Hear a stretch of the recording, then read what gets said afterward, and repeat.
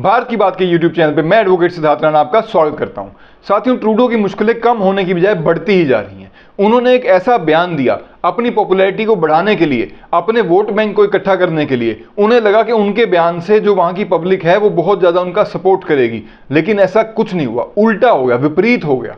उनके बयान को इतना ज्यादा भारत ने भी सख्ती से लिया और जो अन्य देश हैं जिनसे उनको उम्मीद थी उनका साथ की, उन्होंने भी इसको नजरअंदाज कर दिया। उन्होंने भी इसको सिरे से डिक्लाइन कर दिया। बिल्कुल भी ट्रूडो के साथ खड़ा होना उन्हें नागवार गुजरा। और जो जनरल पब्लिक है वहां की, उन्होंने भी ट्रूडो को बिल्कुल खड़े हाथ, सख्त हाथ लिया कि ये हम अपने देश में नहीं चलने देंगे। जो भी डेमोक्रेटिक कंट्रीज हैं वहां पे जो सत्ता पार्टी है उनके विपक्षी दल भी होते हैं, विपक्ष भी होता है। और पावरफुल विपक्ष होना एक डेमोक्रेसी के लिए बहुत आवश्यक है। पावरफुल ना भी हो, एटलीस्ट समझदार विपक्ष होना। तो यहां पे भी कनाडा में देखने को मिल रहा है कि जो विपक्षी दल हैं वो तो अपनी नाराजगी जाहिर कर ही रहे हैं, लेकिन अब जो इनकी अपनी पार्टी है, लिबरल पार्टी, उनकी तरफ से भी नाराजगी दायर कराई जा रही है, नाराजगी दर्ज कराई जा रही है। साथियों, मैं आपको ट्रूडो परिवार का बता दूं।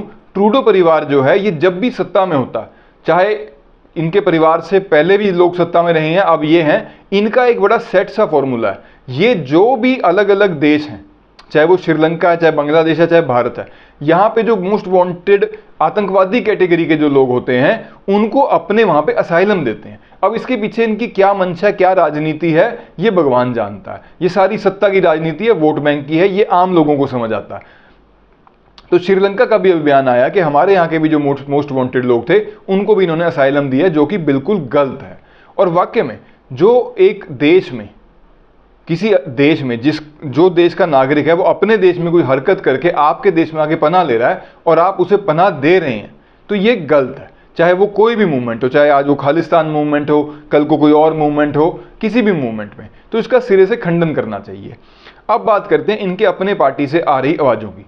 इनके अपने पार्टी के एक 30 साल से सक्रिय राजनीति में ब्रिटिश कोलंबिया से प्रीमियर रह चुके, हेल्थ मिनिस्टर रह चुके उज्जवल दोसांझ जी, उन्होंने बड़े सख्ती से इस चीज को लिया। उज्जवल दोसांझ जी समय समय पर खालिस्तान का जो एक विरोध है उसे दर्ज कराते आए हैं और इसी के चलते उनके ऊपर कई बार हमले भी हो चुके हैं, लेकिन फिर भी वो अपनी बात बड़ी मजबूती से और बेबाकी से रखते हैं। इस बार भी उन्होंने ऐसा ही करा। उन्होंने साफ बताया कि कैसे जस्टिन ट्रूडो जो हैं वो खालिस्तानियों के सामने, दबाव के सामने घुटने टेक चुके हैं और वो उन्हीं की भाषा बोल रहे हैं।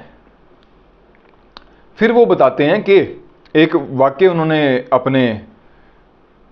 अपनी बात उन्होंने रखी है कि जो भारत के डिप्लोमेट्स हैं कनाडा में, उनके ऊपर उनके पोस्टर निकाल के उन्हें कैसे जान से मारने की धमकियां आ रही हैं और उसके ऊपर भी ट्रूडो सरकार जो है वो कोई कार्रवाई नहीं कर रही, जिससे कि साफ दिखता है कि कैसे ट्रूडो सरकार खालिस्तान मूवमेंट के सामने बिल्कुल सरेंडर कर चुकी है। और दोस्तों, एक बात आपको बता दूं कि कोई भी डिप्लोमेट जब किसी और कंट्री में, जो जैसे भारत के डिप्लोमेट जो कनाडा में रह रहे हैं, जो कैनेडियन डिप्लोमेट्स हमारे पास रह रहे हैं, ये हमारी जिम्मेवारी है कि उनको सुरक्षा प्रदान करें। उसी प्रकार से जैसे भारत के डिप्लोमेट जो कनाडा में रह रहे हैं, ये उनकी जिम्मेवारी है कि हमारे डिप्लोमेट्स को सुरक्षा भी दी जाए और उनके साथ इस प्रकार का बिहेवियर ना हो। आज से पहले अगर शायद ये बिहेवियर होता तो इसका संज्ञान भारत सरकार ना लेती, लेकिन अब जो भारत सरकार चल रही है वो अपने प्रत्येक नागरिक को बहुत अहमियत देती है और जो हमारे डिप्लोमेट्स हैं उनकी सुरक्षा को लेकर कड़े से कड़े कदम भी उठाए जा रहे हैं और सख्ती भी बरती जा रही है अपने डिप्लोमेटिक तरीकों से। ये हमने हाल ही में देखा, जिस प्रकार से मैंने अभी वीडियो भी बनाई थी कि कनाडा के लोगों का जो वीज़ा जो है वो अस्थायी रोक लगा दी है, उसमें स्थायी रोक लगा दी है।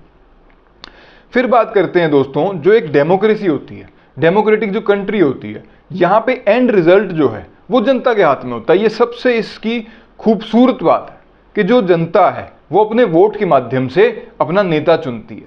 नेता हो सकता है कभी कोई चुना हुआ नेता उनके उस पर सही नहीं बैठता, तो उसको वो अगले 4 साल, 5 साल या 6 साल अलग अलग कंट्रीज का जैसा बना हुआ है उसके बाद बदल देती है। उसी प्रकार से कनाडा में भी एक अभी रिसेंट सर्वे हुआ, जो ट्रूडो चाह रहे थे कि उनकी रेटिंग बढ़े, लेकिन वो नहीं हो पाया। वहां की जनता ने अब ट्रूडो सरकार से को सिरे से नकारने का मन बना लिया है और इनके जो प्रतिद्वंदी हैं पियरे, उसको उनकी जो रेटिंग है वो डे बाय डे इंक्रीज हो रही है और अब ये फासला बढ़ता जा रहा है। आने वाले समय में ट्रूडो सरकार गिर जाए तो उसमें कोई अचंभे वाली बात नहीं है, क्योंकि ट्रूडो अब बहुत बुरी तरह अपने घर में,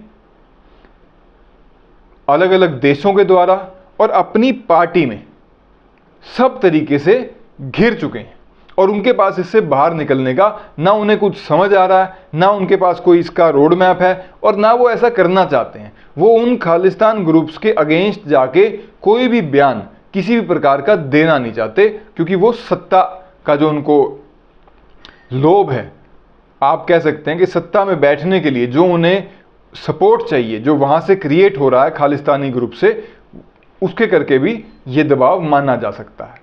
तो आज के वीडियो में इतना ही। वीडियो आपको कैसा लगा कमेंट बॉक्स में जरूर बताइएगा। जो मेरे साथी मेरे भाई नए हैं, आपसे हाथ जोड़ के विनती है कि चैनल को शेयर करें, सब्सक्राइब करें, लाइक करें। आपका बहुत बहुत धन्यवाद। भारत माता की जय। वंदे मातरम।